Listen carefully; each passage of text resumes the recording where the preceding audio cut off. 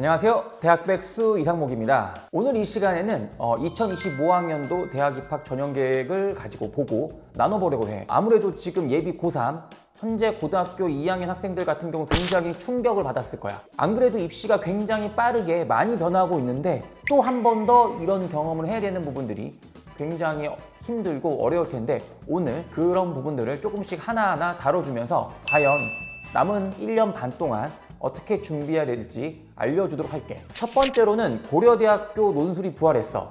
고려대학교 논술이 이제 없어진 지 한 6년 정도 됐거든. 논술 전형 같은 경우는 사교육 전형의 약간 온상, 폐해 같은 느낌으로 해서 대부분의 학교들이 논술 전형을 줄여가고 있었고 고려대학교는 2018학년도부터 폐지를 했었는데 갑자기 7년 만에 부활을 선포했다. 고려대학교 같은 경우는 학생부 종합전형으로 굉장히 많은 인원을 뽑고 있어. 이제 많은 학생들이 고려대학교를 지원할 때 생기부와 내신 그리고 상당히 수준 높았던 수능 최저 학력 기준을 요했기 때문에 이런 학생들이 힘들게 뽑았음에도 불구하고 한창 학생들이 많이 선호하는 메디컬을 가기 위해서 관수한 학생들이 많았다.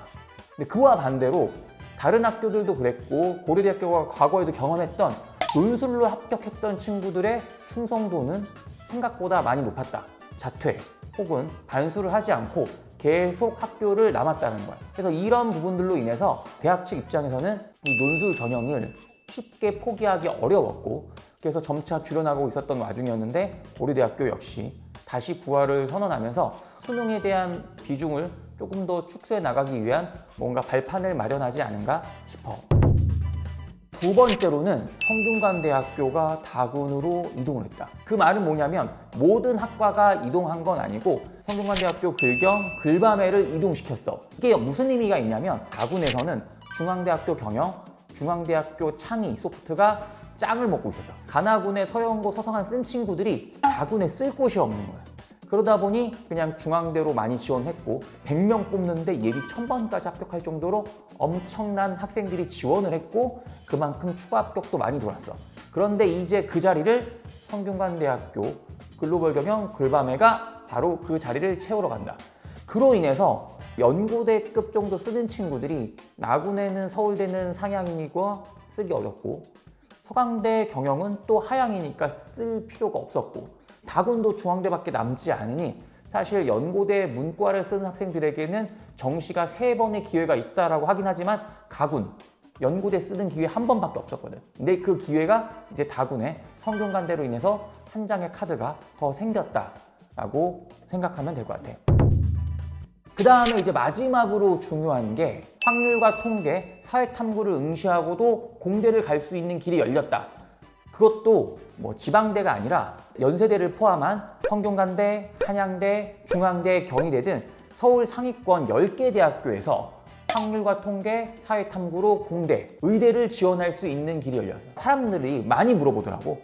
이제 확률과 통계, 사탐으로도 의대를 갈 수 있나요? 이 질문에 답을 주자면 아니요야. 왜냐하면 사실 지방대학교들 같은 경우는 여전히 과탐과 미적 기하를 그대로 유지하고 있고 아까 얘기했던 서울에 있는 학교들 중에서 연세대학교라던가 성균관대학교, 경희대학교 같은 경우 충분히 사탐을 통해서 쓸 수 있지만 평균 100분위가 99 이상이어야지 지원이 가능해. 그런데 의대나 공대에 과탐 가산점을 주기로 했고 그 중에서 가장 낮은 학교가 연세대학교인데 그 연세대학교의 3%라고 한다면 102%가 되잖아. 사탐을 다 맞아도 연세대, 성균관대, 경희대, 의대에 지원할 수는 없을 것 같아. 하지만 이런 건 있어. 상위권 공대를 지원하기에는 조금 전략적으로 쓸 수도 있겠다. 그 말은 뭐냐면 2등급 커트라인 정도로 갈 수 있는 공대들이 있어. 예를 들면 뭐 건국대라던가 경희대 이런 학교들이 있는데 만약에 사탐을 해서 만점을 받아서 1등급 초반을 받는다? 그러면 당연히 가산점이 있어도 충분히 지원할 수 있을 거다. 그러면 여기에서 이제 학생들이 그 결정을 하면 돼.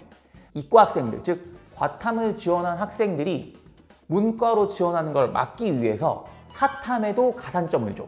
문과를 지원하기 위해선 사탐에도 가산점을 주니까 과탐을 지원한 학생들이 문과로 지원하기 어려워진 거지. 그러니 내가 만약 사탐에 자신 있으면 혹시 국어 수학이 약간 모자르더라도 내가 문과 계열을 지원할 때 예전같이 이과 학생들이 침공하는 일들이 가산점 때문에 적어질 거고, 반대로 내가 뛰어난 사탐 점수를 얻었다면 오히려 과탐 점수를 이겨내고 공대를 지원할 수도 있으니 좀 전략적으로 내가 탐구에서 사탐에서 뛰어난 점수를 얻을 수 있다라고 한다면 사탐을 고르는 것도 나쁘지 않아. 현재 고등학교 2학년, 하다못해 고등학교 3학년 현역 교실에서도 내년에 사탐으로 갈 수 있다고 하는데 지금 미리 사탐을 공부할까 하는 학생들도 있다고 하더라고.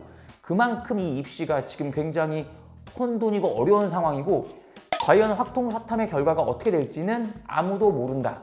다만 올해 서강대학교 같은 경우가 사탐으로 공대를 받아주고, 성균관대학교 같은 경우도 과탐 하나만 끼면 성균관대학교에 지원할 수 있기 때문에 올해 확통, 과탐, 사탐 이렇게 응시한 학생들이 성균관대학교, 서강대학교에 지원한 경향을 보고 그 점수 라인을 보면 약간은 예측할 수 있지 않을까 싶어.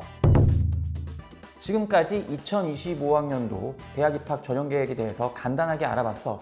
아마 우리 고2 친구들은 굉장히 머리가 아프고 복잡할 거야. 공부하는 것도 힘든데 입시까지 더 알아야 되나? 이런 생각들이 있을 텐데, 그래도 아직까지는 1년 반의 시간이 남아있다.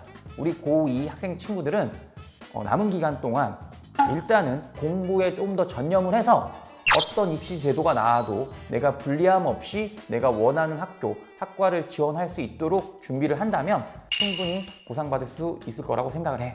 계속해서 변화된 입시, 업데이트 되는 것들을 듣고 싶다면 이 대학백수 채널 구독, 좋아요, 알림 설정 부탁할게.